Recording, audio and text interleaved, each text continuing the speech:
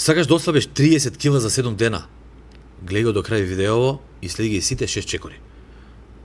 Прво, одследи ги сите профили кои ти ја нудат оваа нереална опција. Не барај скратени патчиња. Подитно земи да тренираш. Биди реален со своите цели. Конзумирај ги суплементите на Адастра И изгледај ги сите епизоди на Пак играм подкаст.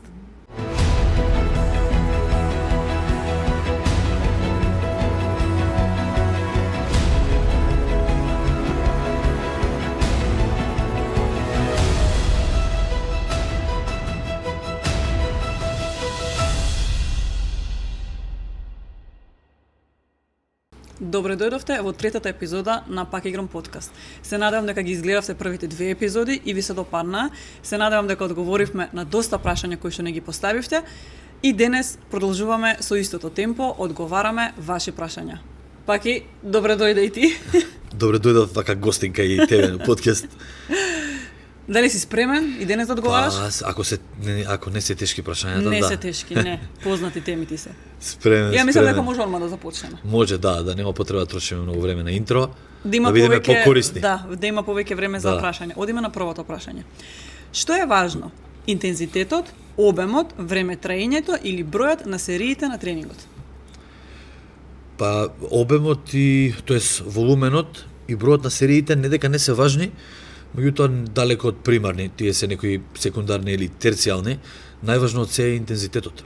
Бидејќи може ние да тренираме со саати и тоа да биде тотално неефективно и непродуктивно, да нема никаков ефект, само да провоцираме повеќе катаболизам и да активираме кортизол, наспроти интензитетот, кој што е доминантен и супериорен на оваа тема.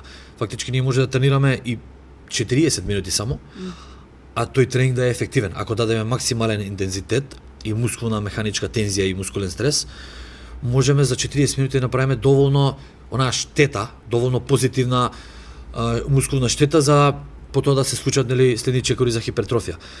Од друга страна имам видено луѓе кои што тренираат по 3 часа, мислејќи дека тоа е начинот и концептот, не може да постигнат ништо освен катаболизам. Така да, сакам да кажам, 2 часа вежбање не е гаранција за тригер за хипертрофија, исклучиво силна стрес тензија врз мускулите.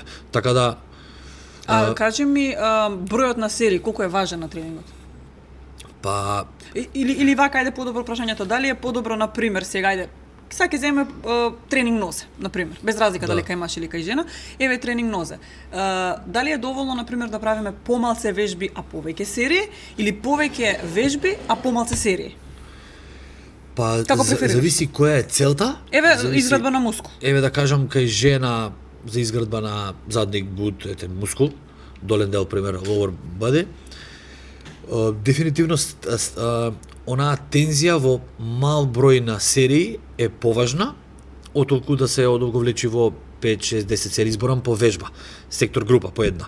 Фактички пример, ако се 5 вежби по 3 серии, ако имаме некоја гаранција дека сите се силни серии со доволна штета, тоа ќе биде перфектен тренинг.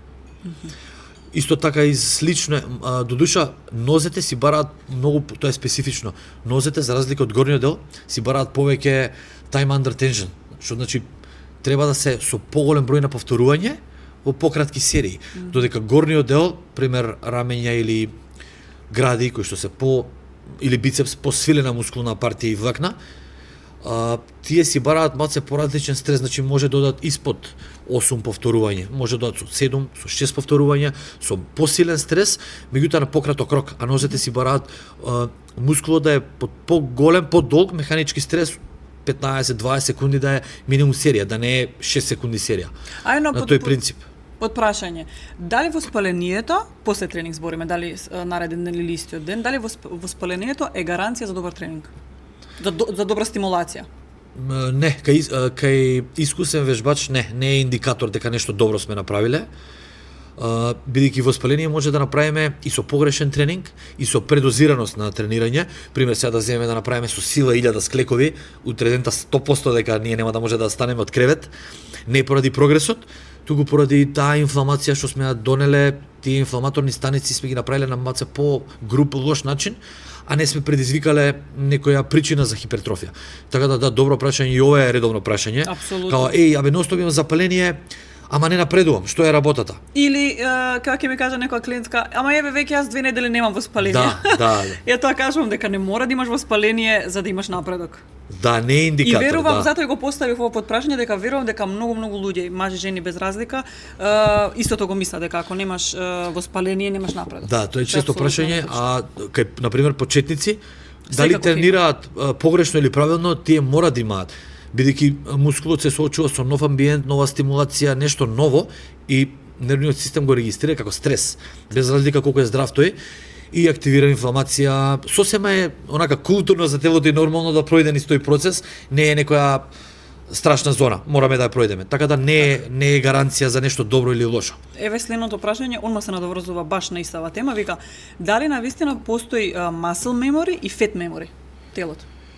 Да, апсолутно, постои и muscle memory и fat memory, тие малце се подлабоки теми баш за неколку дена, сега да не откривам кога, ќе дојде еден прекрасен гостин генетичар, кој што ќе збори малку подлабока на овие теми од друг аспект.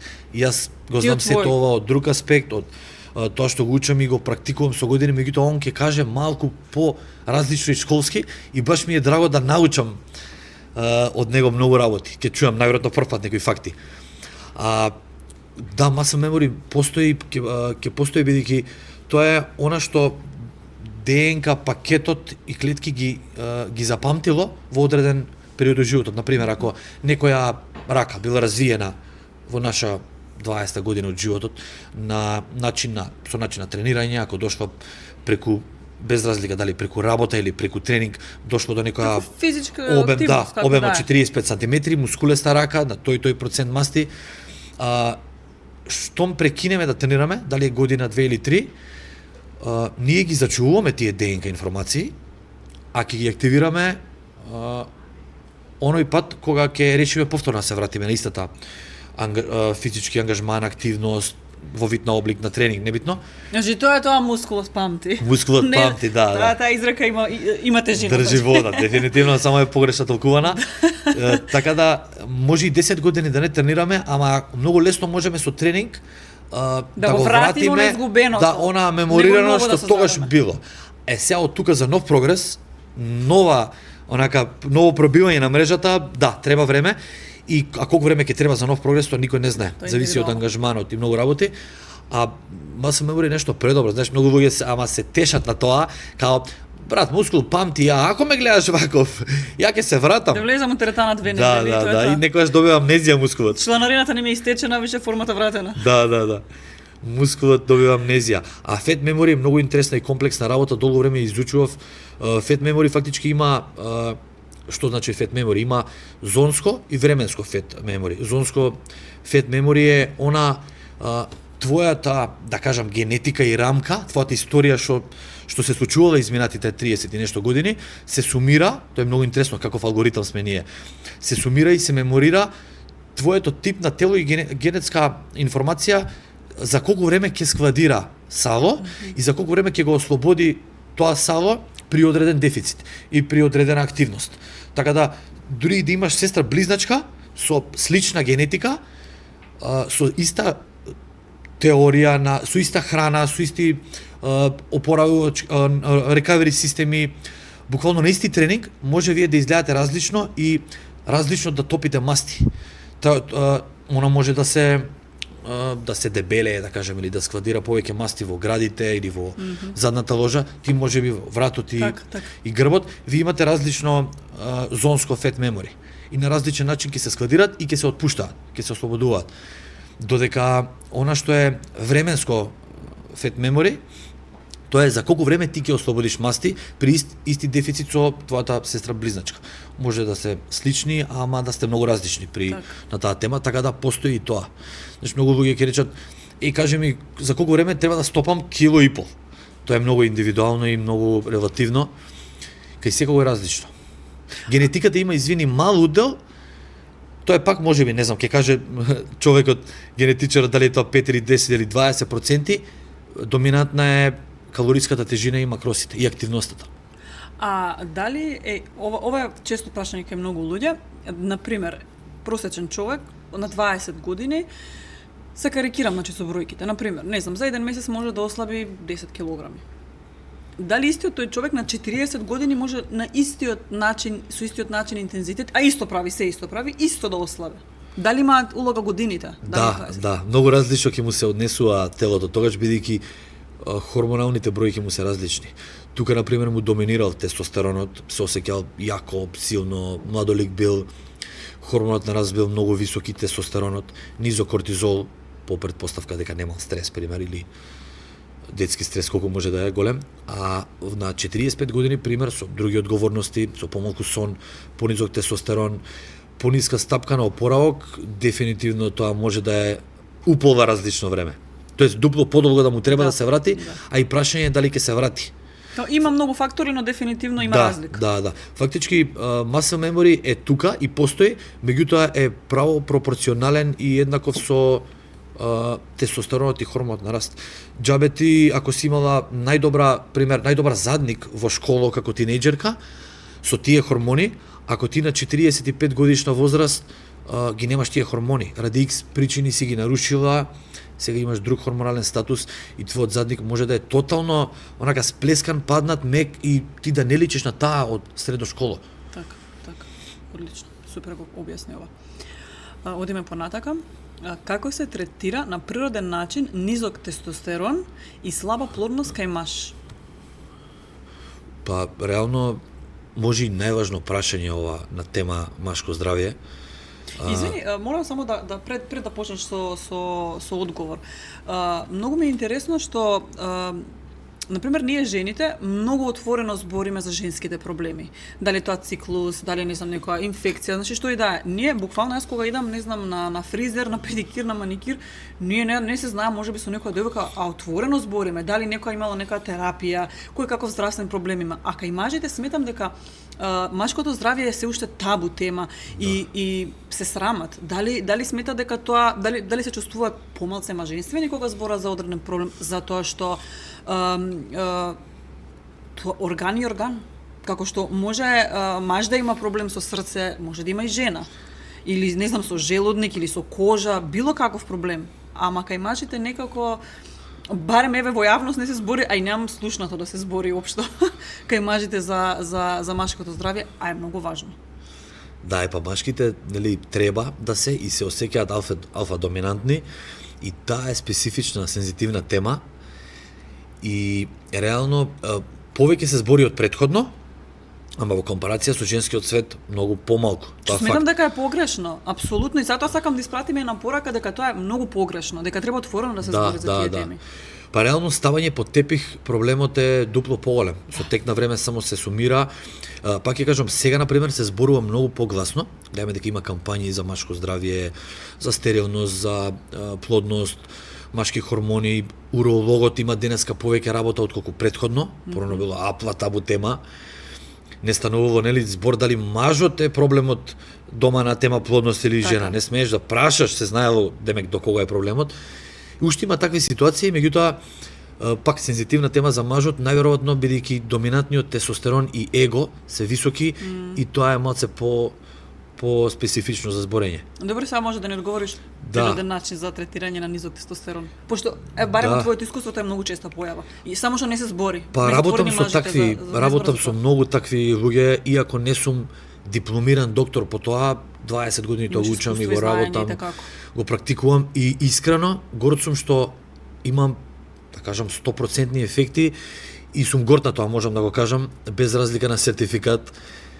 Али голема е, огромна е бројката и процентуалната разлика помеѓу машкиот тестостерон во 70-тите и до максимум 90-тите со овие сега бројки. Кој е главен фактор за тоа? Главен фактор дебелината, гојазноста, нездравата храна, стресот кој што порано го менаџирале, како што кажаме претходната епизода, со излезна потрошувачка на калории, пешачење, работа физичка, на нива, сончење повеќе преку сонце, многу фактори, али доминантни се храната и стресот. Оној неисфрлен, неменаџиран стрес и лошата храна која што и таа е неисфрлена. Тие ги гушат оние инструменти за плодност кај мажите. Тоа се врзаниот тестостерон, односно дури и да е висок тестостеронот кај денешниот маж, постои тотал и фри тест. Значи тотален, односно вкупен и слободен тестостерон. Ние можеме да имаме вкупен одличен тестостерон, меѓутоа слободниот да е низок. Тоа значи дека тој што е присутен тестостерон е врзан и не може да стигне до рецептори за да действува.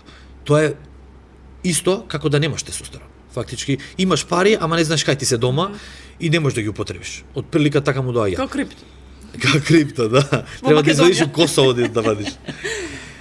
Така да супер е да го знаеме вкупниот број на концентрација на тестостерон во крвта, ама слободниот е тој што ни треба.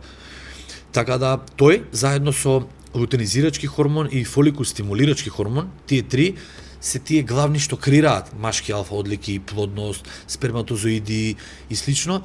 Ние на овие теми не збориме, односно немаме каде да ги слушаме многу кај нас. Треба директно да посетиш семинар на оваа тема или да отидеш на уролог, па да ти ги кажат. Не мислев ја само на едукација, него општо мажите меѓу себе не зборат. Да, тоа сакам да кажам, не се отворени за тоа. Во мојот круг зборат бидејќи ја тоа го правам, го работам и го слушам, ама ја не сум репер. Тој проблем и тоа е сосема окей. Зборам меѓу себе мажите. Апсолутно. Јас не сум репер да кажам, да, машкиот свет онака ја прави таа табу тема се уште е темна. Зависи иначе како се третира, зависи на кој начин е дојдено до таа нарушена слика. Ако е дојдено по пат на алкохол, никотинска штета, лоша храна, се решава на еден начин. Значи, зависи било потисната на друг начин. Ако е со лекови, стероиди, други агресивни компоненти кои што ги нарушиле сите овие три што ги набројав, ЛХ, ФСХ и тестостерон, треба малку поголем ангажман. Треба да се користат и најверојатно лекови, се да не ги набројам точно кои лекови, небитно. Да, прашањето конкретно на природен начин. Затоа викам да не ги набројам лековите синтетички, кои што се исто важни во тие типови на штета, али оние, например, денеска постои многу добра суплементација која што стварно е game changer у цела работа, ама многу луѓе тоа не го знаат, што викаат лекот е 5 пари. Пред се да почнеме од храната. Храната е онака доминатор на оваа тема. Ако храната ја регулираме, а сме го добиле тој лош коефициент на тестостерон од лоша храна, со самата промена на животни навики и храна и сон, ние од старт пола работа сме завршиле, можеби и цела. Меѓутоа, за да е комплетно тоа и побрзо да го решиме, постојат, тука ги имаме. Можам да набрам, Алфа Мейл, не знам дали се гледа на таа камера. Што суплемент е тој? Ова е баш она комбинација од неколку природни екстракти, билни екстракти кои што го погаѓаат лачењето од различни аспекти. Заедно со на пример ашвагандата, која што го потиснува кортизолот, и по автоматизам, бидејќи тие се контрадикторни, тестостерон и кортизол, со ослободување со потиснување на кортизол се ослободува тестостерон и тоа оној слободниот, фри, се одврзува од врзаните келии и буквално станува биоактивен и достапен до клетките. D3 е можеби и меѓу најбитните елементи. Го имаме во сонцето, меѓутоа ние имаме 6-7 месеци активни сончеви, другото е така. Например, затоа во афричките земји тоа може да се види лесно на официјални бројки. Афричките земји и оние земји со постојано сонце и пожешки температури, ние примаме преку сонцето, нели, D-витамин, меѓутоа, како што кажав, тие афрички или азиски земји, Австралија, им нудат на луѓето поголем процент на тестостерон, бидејќи сончевите зраци ни го даваат тоа преку дерматолошки пори, преку кожа, ама затоа скандинавските земји патат од низок тестостерон и патат од анксиозност, бидејќи го немаат D-витаминот преку кожен пат, природен пат, па мора да суплементираат можеби 2 до 3 пати на ден, многу поголеми дози од нас. Исто така и цинкот е тука битен, кој што е важен за сите овие три хормони што ги набројав.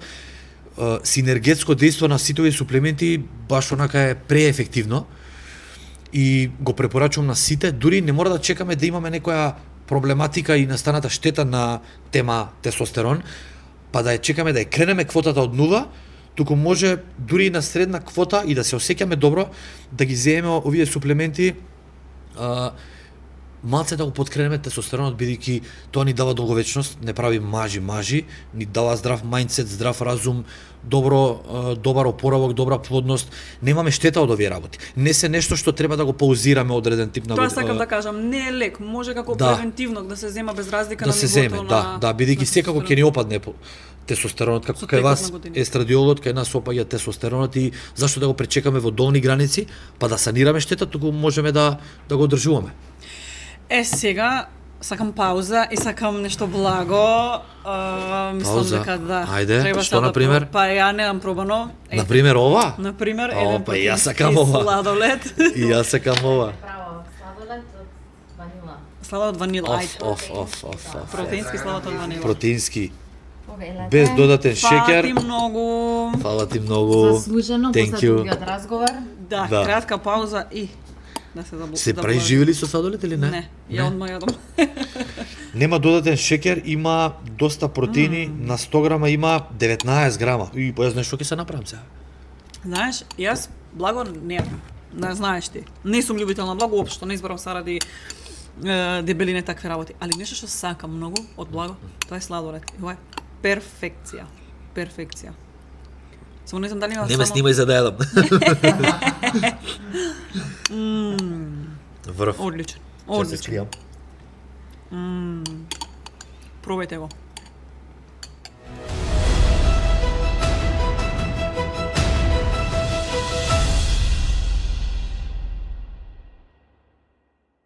Сега вака свежа после сладоледов може да снимам уште 2 сати, никаков проблем. Свежа, мене ми се приспа. Мене баш ме освежи. Одиме понатак. Следно прашање. Дали е подобро да се тренира наутро или навечер?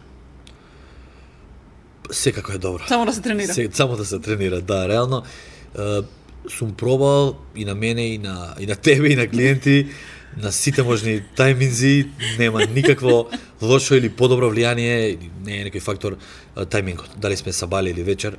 Реално сум тренирал и на полноќ, ти знаеш кога сум се спремал за такмичење, не сум гледал колку е саат, мора да се заврши вториот тренинг од денот, некојаш и третиот, без разлика на се, мора да се направи, меѓутоа тоа не го препорачувам, тоа е екстремно нешто. Зборам за рекреативец, човек идеално е да тренира кога него ќе му е комфортно, кога ќе има некоја слободна временска рамка у денот, простор кај што ќе може да се посвети без да се брза. А дали е утрински? Сега нели некој има morning person човек кој што стварно лесно се буди, стано како јас, станувам у 5 сабајле, 5:30, мене не ми е дискомфорт. Лесно се расонувам, тренирам и потоа функционирам. Некој например не му е комфортно да стане во 6, ако стане и да го натераш тој човек, едноставно тој тренинг нема да биде продуктивен, ќе покрене многу кортизол, бидејќи он се бори против тоа, не му е лагодно, не му е угодно и кај него повеќе ќе има штета отколку ефект. Затоа најважно е да си го најдеме својот идеален тајминг. Не знам, ти на пример кога си тренираш? Цел живот на кај 12-1 си тренираш? Последниве 2 години, да. Тоа е само начин, мислам, навика. Навика е, да. Да, ради слободно време, ради кој како може, али во право си дека не реагира мускулот или телото поинако ако тренингот е од сабајле или навечер. Например, мене ми одговара, не можам ја одма кога ќе станам да сум активна, мене ми треба време да се расонам, низок притисок и сите тие работи. И сакам барем да имам саат-два за мене и да тренирам, за разлика од тебе ти стануваш и ти пееш, ти да. зуеш по дома. Сега ме обратно ми е тешко. Порано тоа што ми беше лесно, бидејќи цел живот тренирав во 9-10 навечер и 11. Сега на пример да ме натераш сега да вежбам во 11 вечер, ја ќе зевам. Па тоа е па стварна навика. Да. Биоритмот ми е сменет, мојот тренинг ќе трае многу подолго, ќе зевам, ќе опадне многу концентрација и енергија и можеби ќе ги кренам истите тежини, меѓутоа нема да биде исто. Нема да биде исто. Жарот и еланот што ќе го дадам утрински ми е многу голем огиним у мене на сабајле. Навечер сум веќе клапнат, ми се спие и едино што е многу важно кога збориме за тајминг, да не речеме дека воопшто не е битен тајмингот, да не се тренира во онаа фаза и зона од ноќта во која што телото треба да спие и да мирува. Само тоа е некое правило биолошко, бидејќи тогаш одзимаме од оној мирот, од момент на лачење на хормони, од REM фаза да одземеме за да тренираме е многу брутално за опоравок. Така да само тоа е важно, а другите оние денски зони кога и да тренираме тоа е тоа исто. Добро, мислење за енергетските пијалци. Па и да и не. Искрено јас себе пред 2 месеци тестирав, ти знаеш, јас сум против енергетски пијалоци, зборам оние енергетски што имаат нормален соосет состав компоненти од типот на цитрулин, гуарана, малку кофеин, аргинин, бета-аланин, таурин, ги почитувам, али во мали дози од сите по една состојка ако има, супер, ми реагира одлично. И не може да ти направи стрес. Додека оние нови преворкаути што ги креираат на база на силен агресивен кофеин, под кога видам 300 мг кофеин, тоа е брутално за целиот централен нервен систем. Штетата што ќе ја направат може да трае и по 20 часа и ние правиме многу силна штета со тоа што го одложуваме сонот. Тренингот може да е нијанса подобар, да, апсолутно е подобар со преворкаут, меѓутоа цената што ја плаќаме за тој нијанса подобар тренинг е огромна. Јас тоа го видов, мислам дека февруари и март тренирав секој ден со преворкаут и тоа не цела доза. Немав храброст цела доза, бидејќи сум сензитивен на такви агресивни компоненти и симпатомиметици и кофеини и такви работи, буквално ме тресат. Што ми се случи? Сега не ја носам онаа ВУП алката, е препорачувам на сите. ВУП алката точно ми прикажа колку лошо сум живеел тие 2 месеци. И тоа исклучиво поради кофеинот. Значи, се правев исто како што треба, јас сум шаблонски човек, 365 дена правам се, јадам исто се, само што вметнав кофеин, односно преворкаут со високи дози на кофеин, мене ми се смени ноќта, ми се смени животот, дента, подочњаци почнаа да ми искачаат, поблед бев, не можев да влезам во рем фаза на сон. И ВУП алката многу добро ми прикажа дека ја лошо живеам, односно премногу штета правам на дневна база од активност, пасивен и поагресивен тренинг, а не ја опоравувам таа штета. Виновник беше исклучиво кофеинот, ништо друго не сменив. И нормално, дневен стрес и рутински притисок, ама тоа јас живеам со притисок. Зборам работен притисок, така да преворкаутот е многу големо зло, доколку е базирано само на кофеински огромни дози. Но помали и повремено, не секој ден на секој тренинг, повремено тоа пријат. Да, пријат. Дури и за жени препорачувам ако е тоа 50-70 милиграма кофеин, може онака благо да те разбуди, да ти даде некој фокус, концентрација, елан и да ти го одложи оној умор што треба ти стигне пример на 30-та минута на тренингот, ќе ти го одложи двојно повеќе, до 60-та. И завршуваш работа, меѓутоа ова е битно. Ако веќе сме направиле некоја нервна штета со нервните импулси, пиејки, злоупотребувајќи кофеин, тогаш треба да го направиме тоа во првиот дел на денот, ако веќе го правиме. Некако до вечерта да излезе од системот тој кофеин кој што буквално вибрира во телото и до вечерта да имаме многу мали примеси на кофеин. И тоа можеме да го маскираме со двојна доза на магнезиум, B6, ашваганда, го смируваме централниот нервен систем и може да се влезе у сон, односно во REM фаза. Одлично, супер објаснето. Следно прашање. Колкава треба да биде паузата помеѓу серии и вежби? Па зависи која е целта, зависи дали сакаме дали ни е пресудно да градиме мускул и сила или само да вежбаме, да правиме некое тежинско кардио. Ајде ќе збориме конкретно за тежински тренинг. Да. Предпоставувам дека за тоа прашањето, ама ајде еве сега ќе одговориме конкретно за тежински тренинг. Епа ако сакаме да развиваме сила и мускули, пресудно ни е подолго да одмараме. Подолго во превод значи 2 до 3 минути максимум. Све што е над 3 минути, буквално ни ја намалува пумпата, ни исчезнува, ни избледнува тој крвоток, таа крв што треба да е во таа зона, пример, доколку пумпаме, вежбаме раце и одморат повеќе од 3 минути, а гледаме дека е тоа пракса кај вежбачите, скролат на телефон, чепкаат, се зазборуваат неги себе, па на шанке задремат. Тоа е супер као социјален момент, ама забораваме зошто сме тука. И циркулацијата и кислородот од мускулите се повлекува и бледне е ефектот. И ако е тоа пракса секој ден, целата година, ете една од најголемите причини за стагнација. Тоа е тука. Фактички не го даваме максимумот и не му даваме и не бараме од мускулот причина за да напредува. Не му даваме повод да мускулот гледа дека нема доволно тензија и си вика добар сум, супер е, вактата се тие, не му даваме стрес. Од друга страна, оние кои што тренираат со по 30 или 60 секунди само пауза, Тоа е окей за некои групи на луѓе или таргети, меѓутоа за градење на мускул не, бидејќи со 60 секунди пауза ние се уште имаме висок пулс од претходната серија, малку сме видно вознемирени, задишани и не можеме сега пример да седнеме одма да застанеме на шипката на чучневи, ако имаме пример 100 кила, со висок пулс изморени, пред неколку секунди сме завршиле, не може да го повториме таа килажа голема со тој висок пулс. А и да ја повториме, уште толку ќе окренеме пулсот. И фактички ние на 20-та минута од тренингот ќе истрошиме цела сила и ние сме ги потрошили сите џокери и нема да биде истиот интензитет. А дали е иста паузата, например, кај почетник, кој што реално многу поише би се уморил, него кај напреден вежбач?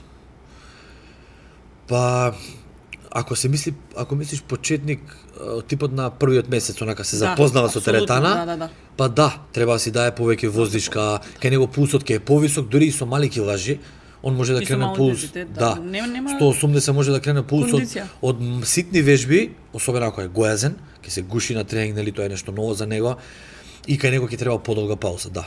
А дали иста паузата, пример, на тренинг нозе чучњеви и не знам, стомак? Дали истата пауза? Сосема различна, да. Например, чучњеви, ако бидејќи сите комплексни вежби фактички си бараат повеќе подготовка, повеќе одмор, пиење вода измеѓу, подобро дишење, многу е битно дишењето. Така. Ако издишиме добро и го намалиме пулсот, фактички ние сме спремни за следната серија да згазиме. А ако улетаме во следниот чучан со висок пулс, како што кажав, ќе биде многу тешко. Нема да ни да ја повториме истата килажа.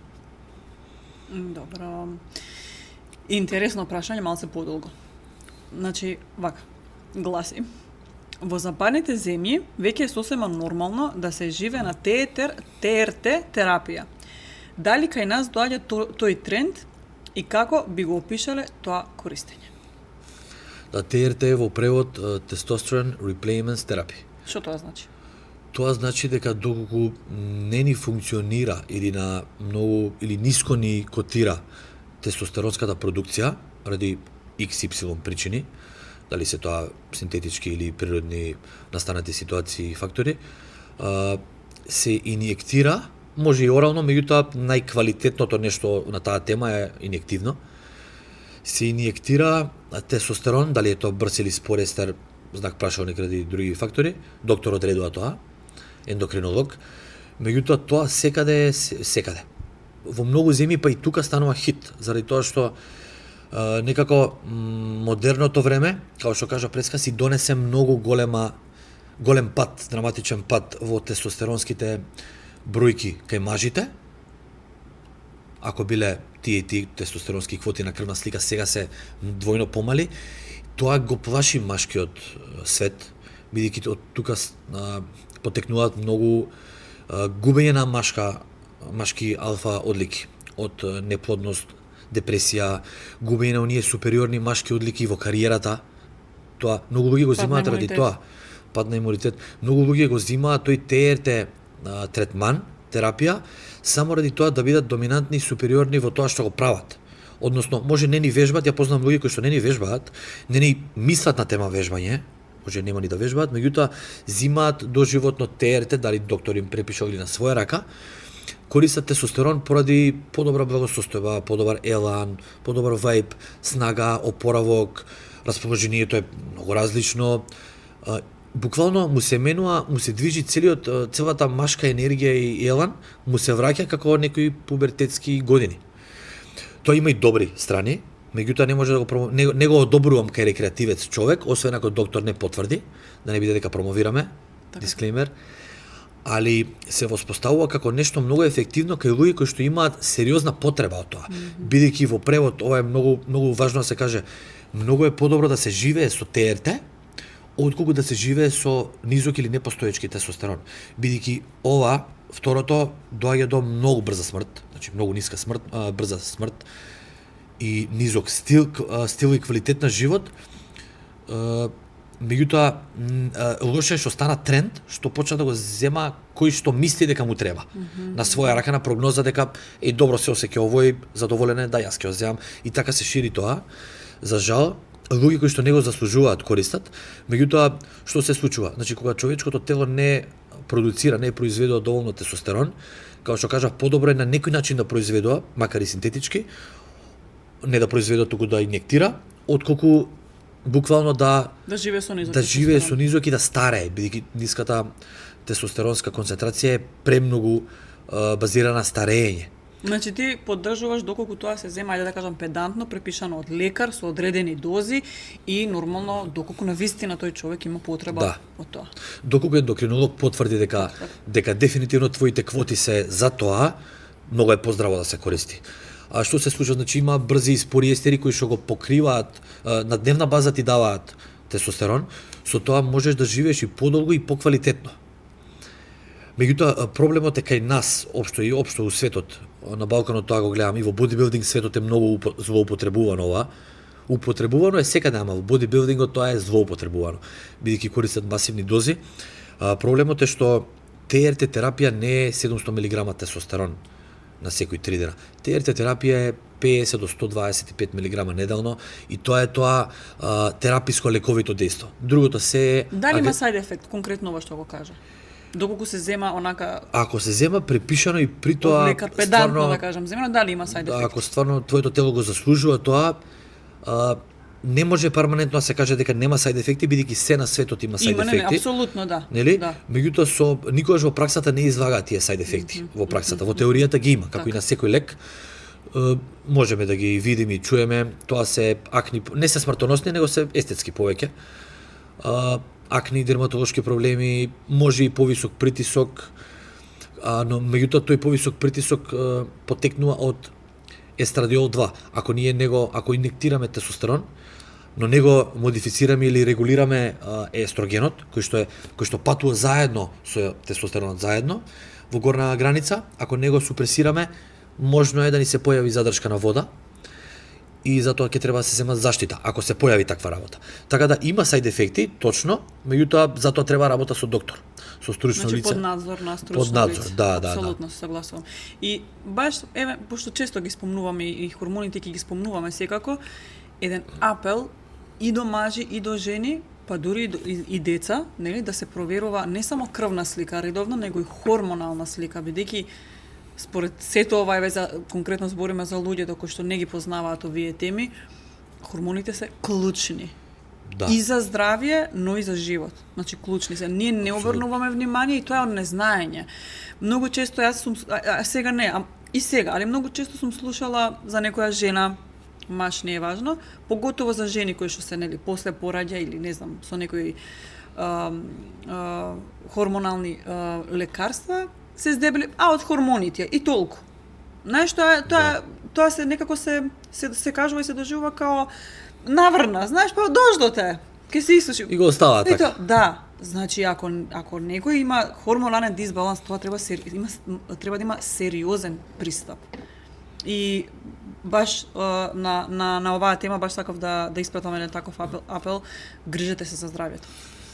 Да, крвната слика окей да ја знаеме, супер е. Меѓутоа не прикажува ништо посебно во нашата внатрешна ситуација, во сите механизми. Да, окей, да знаеме крвна густина, црвени бели крвни зрнца, леукоцити, холестерол, црн дроб, тоа е супер и треба педантно да го правиме, можеби на 2-3 месечна база, јас го правам на тромесечие, али хормоните се тие што ни ја движат целата физичка, емотивна и целата рамка од телото. И нашето однесување... Затоа што некој симптомот не е физички. Да, буквално. Не мора да секој симптомот физички, затоа што луѓето обично е така, ќе имаат некоја прекумерна килажа и тогаш проверуваат. Не, проверувајте додека кога ќе почне тоа да излегува од границите над или под, тогаш да се санира. Да. Некоја ќе отиде во екстрема. И од друга страна има еден интересен феномен, тоа е баш на другата страна на темата. Многу луѓе па ги обвинуваат премногу хормоните дека им се виновни за дебелината. Луѓе кои што јадат сериозна бројка на калории. А може да се поместени ради дебелината. Тоа сакав да кажам, да. Значи тој ги влошил хормоните со храната, ама бидејќи сега му се лоши хормоните, докторот му рекол до хормоните тие, него му е полесно и се вика, значи не е до мене што јадам многу, до хормоните ми е. И тука со тоа што ги обвинил нив, а не себе, а тие се дел од него, си вика некако одговорноста преоѓа на другата страна и си вика турка Па до хормоните таков сум си јас, не можам, кај мене генетски е тоа. Фактички он ги нарушил хормоните со тој стил на живот, со модифицирање на животни навики тие се средуваат, не мора одма лекарства или тестостерон да се земе, така да Тоа нека биде како последна опција. Да. Па ако се санира се во вид на храна и опоравок, најверојатно нема ни да дојде до таа Да стои опција, како последна опција. Така да хормоните може да не пречат малку, да ни пречат за слабење, меѓутоа се знае, храната доминира, суфицитот прави чуда. Добро. Колешке многу добро ни оди со прашање. Да, колега, значи сега ми дојде така една реплика да ти кажам, ама не ти ја кажав. Што? После Марче се смее. Марче чита мисли. Идеме следно прашање, нема врска. Идеални и најефективни вежби за стомачни прислабења. Потенцирано прислабење. Чекај, уште еднашка. Идеални и најефикасни вежби за стомачни. Ако ги дознаат, дека ми ги кажат. Во кои на тие вежби? И јас сакам да ги во чинијата. И јас сакам со вежбање без храна. Па гледај, не дека не се важни стомачите, апсолутно. Важни се стомачните пред се за перформанси. Тоа е дел од телото што како и рацете и нозете мораме да ги тренираме и да не бидат стегнати, бидејќи често и гледам и приоѓаат луѓе кои што добиваат кила, препонска кила поради силно тренирање, али воопшто недоволно тренирање на стомак.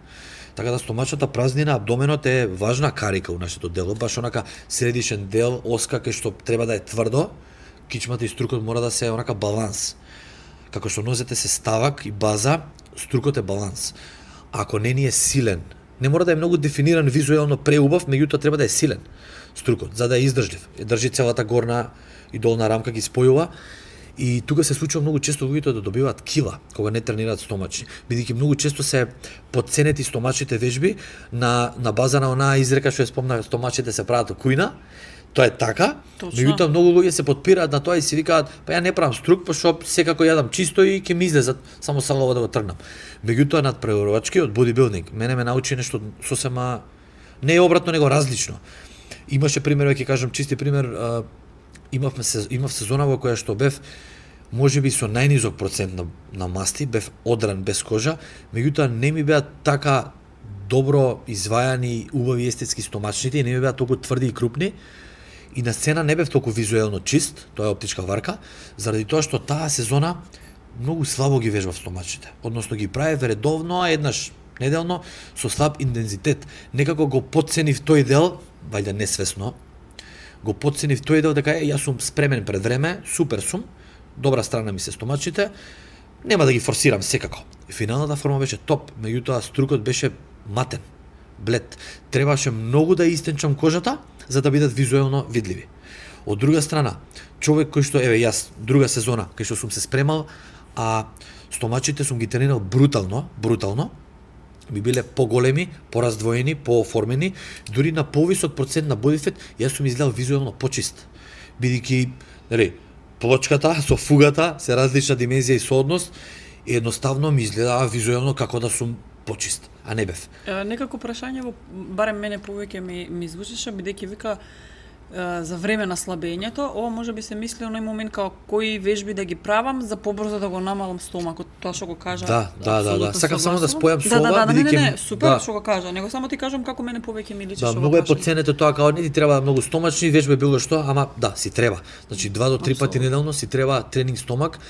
Не постои некоја голема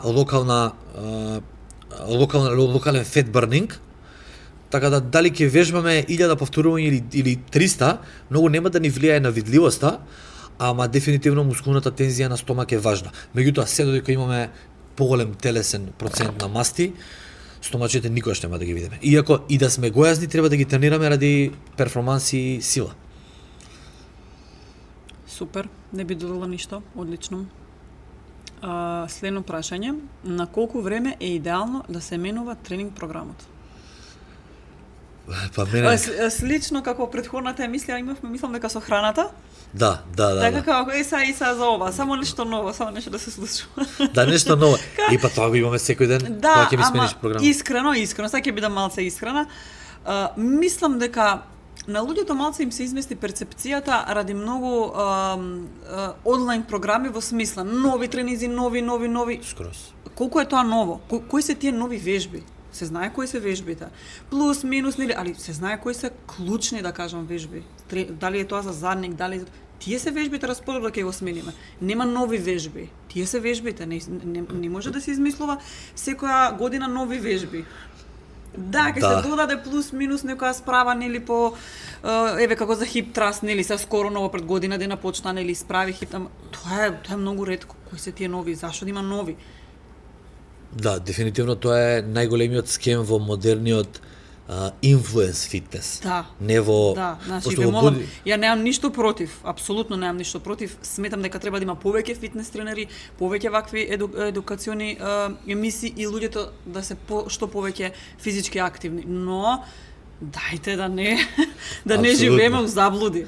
Да, верувам дека и ти веруваш дека тие што го продаваат истиот скем и филм, и они знаат дека не е така, бидејќи они тренираат по ист концепт со години, ама многу е полесно да продадеш нешто што е постојано менливо. Као секој месец ќе ти продавам нешто ново и ти си ми сабскрајбер, ти си ми да не заборавам, лайк, шер и сабскрајб. Браво.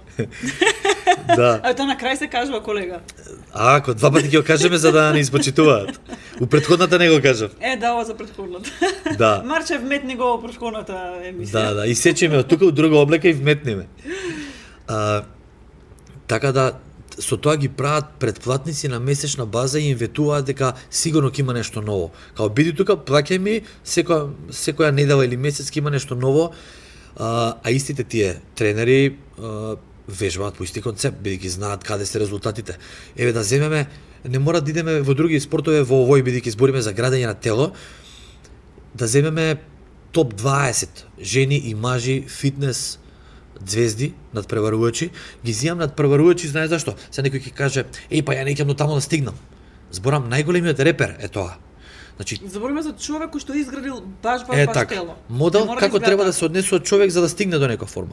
А он што прави за да дојде до таа форма, тоа е импресивен и екстремен труд на страна. И на некого му се свиѓа, на некого не. Да, не е тоа збориме како кога Никола Тесла ќе каже дека тоа е енергија, тоа е. Така. Не дека ти треба да станеш Никола Тесла, него тоа е патот. Ама можам. Дека тоа е патот. Да. Немаш време. Немам време, снимам. Угужва си.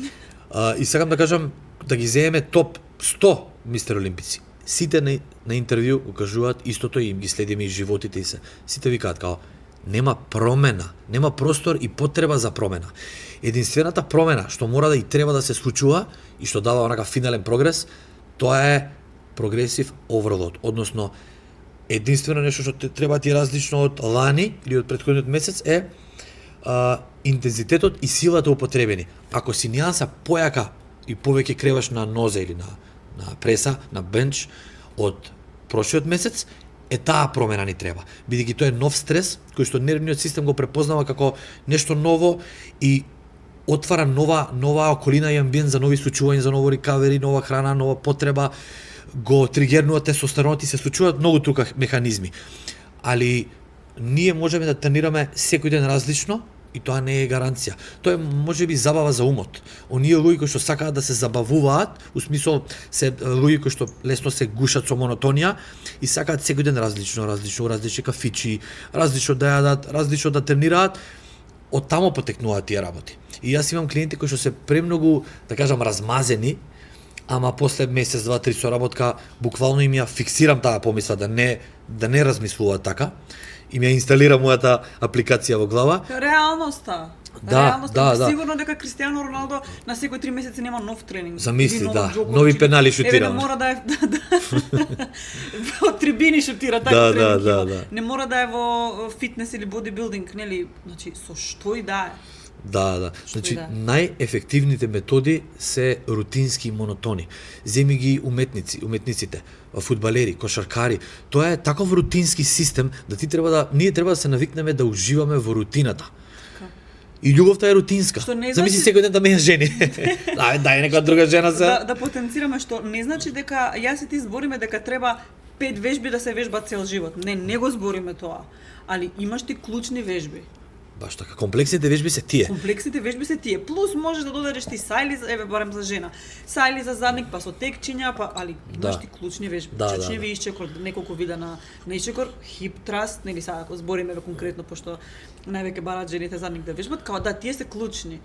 Па после странични, па не знам со ластик нешто плюс, тоа може. Да. Фактички за да сватиме дали и колку ефективна е на програма, мора да ја осетиме барем 10-12 недели. Апсолутно. За да видиме дали ти одговара. Да. Ти ако една недела си тренирал и си кажеш, дај ми друга тренинг програма. Што ако перфектно ти одговара и ти ја менуваш. Немаш време да видиш и дали ти одговара. И како викаат, тимот што победува не се менува. Ако тие 11 мина перфектно победуваат, газат со години, зошто би ги сменил? Би донеле 11 луѓе полоши. Да. Би изгубиле. Така ако некој сака само да е физички активен и само било што да вежба, тогаш нека врти. Како му е интересно, како, да. Апсолутно. Само да е активен, што викаш, тоа држи вода. Ако целта, да, апсолутно. Да. Не му гарантираме прогрес, ама нека мења, нека врти. Али се знае, значи. Али бидејќи така прашање во верувам дека станува збор за вежбач или вежбачка. Да. Ова ми е најчесто прашање. Со храната и со тренингот. И последниве неколку години најчесто затоа што барем еве 10-11 години работам со ова, од кога почна тоа актуелни тие фитнес програми и се нешто ново, као ново, не знам на колку ги вадат во годината 5 програми, како? Да. Значи, луѓе ве молам, значи јас стварно сакам, повторно ќе кажам, јас сакам да има повеќе луѓе кои што мотивираат, кои што вадат нешто ново во смисла нудат избор на тренинзи, на начин на соработки, се стои, треба да постои. Ама без лаки. Значи, да. Не. Еве сега да направиме некој кратко интервју во 10 најдобри теретани и да видиме најизгодни момци и девојки онака да одбереме 100.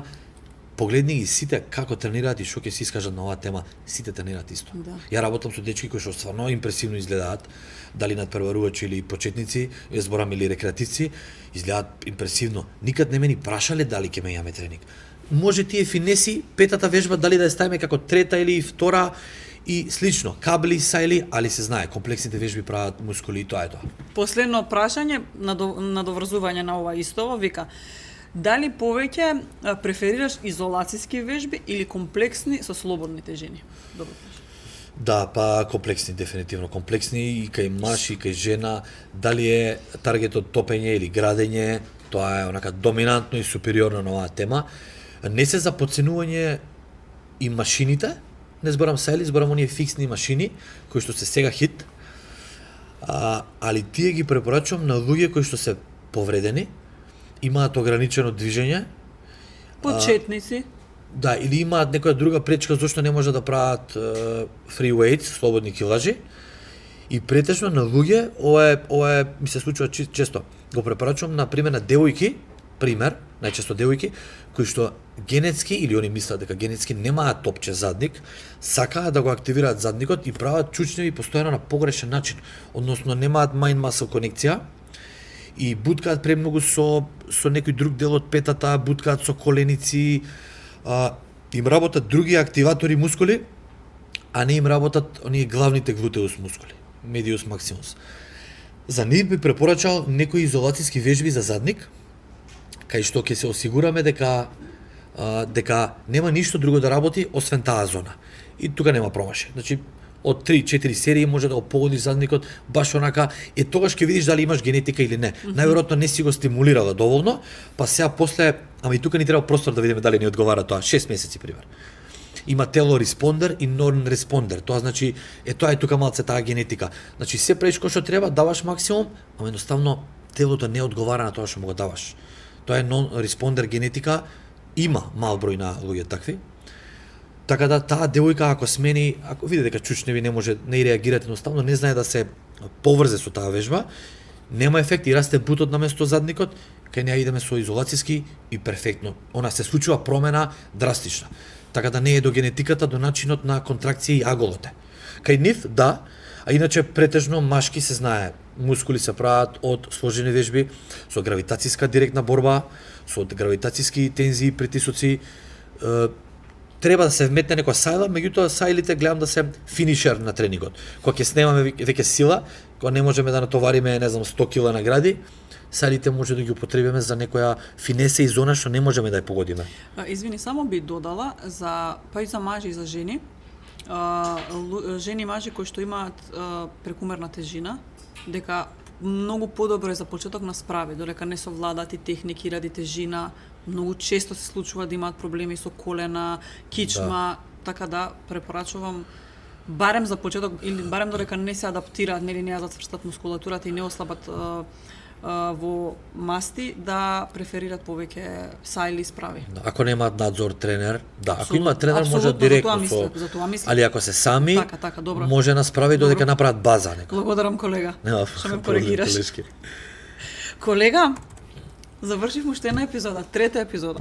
Топ, ти како си задоволна се? Па и јас одлично. Навистина, супер. А да ве прашаме вас како сте задоволни и уште еднаш да потсетам ако може лайк, шер и subscribe. И се гледаме, ова беше трета епизода. Се гледаме наскоро во четврта, а потоа почнуваме и со гости. Тоа ќе биде доста едукативно и возбудливо. Така да, дечки, фала ви уште еднаш од мене и од Марија. Се гледаме наскоро. Чао, чао!